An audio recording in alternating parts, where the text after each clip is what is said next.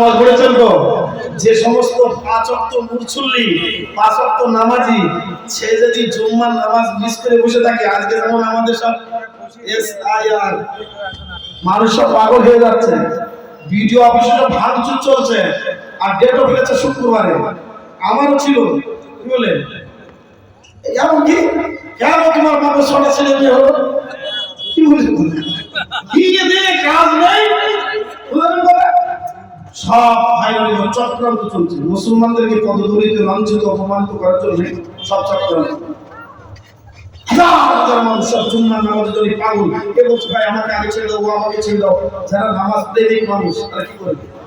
যে ইমাম হুসাইন রাদিয়াল্লাহু তাআলা ঠিক জুম্মা দিনে কাছে আল্লাহ ও রব্বুল আলামিন, আল্লাহ পাক আজকে জুম্মাতে, আজকে শুক্রবার, আজকে तमाम পৃথিবীর জমিনে तमाम দুনিয়ার মানুষেরা আজকে জুম্মার নামাজ আদায় করবে।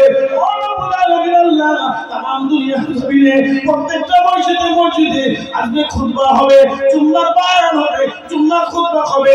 প্রত্যেকটা মসজিদে মসজিদে ইমাম সাহেবেরা আমার বংশের পরস্পরের কথা বলবে, আমার নানা জানের কথা বলবে, আমার আব্বা জানের কথা বলবে, আমার মা ফাতেমার কথা বলবে, আমার বড় ভাই হাসানের কথা বলবে, আমার নানি জানের কথা বলবে, আমার নানু জানের কথা বলবে।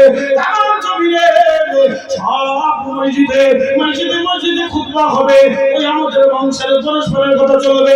তামাম মসজিদে মসজিদে আমাদের বংশের খানদানের কথা চলবে, ইমাম হাসানের কথা চলবে, ইমাম হুসাইনের কথা চলবে।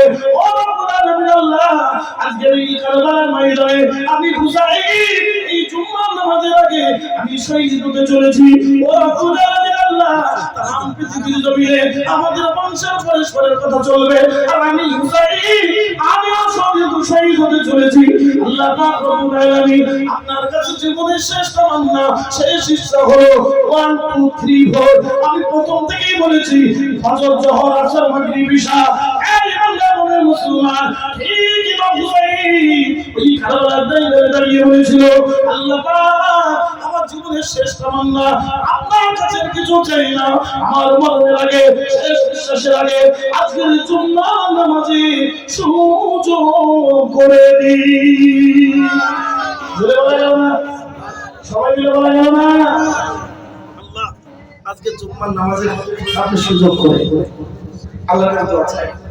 ভাই ভাইজান চলে এসেছেন শুধু বসিরহাট থেকে, আপনার জনাব হযরত মাওলানা হাফেজ গোলাম নবী আজাদ সাহেব, তিনি আপনাদের সামনে চলে এসেছেন। আপনাদের কাছে আর প্রত্যেক বছরই তো আমি থাকি, বলতে বলতে প্রায়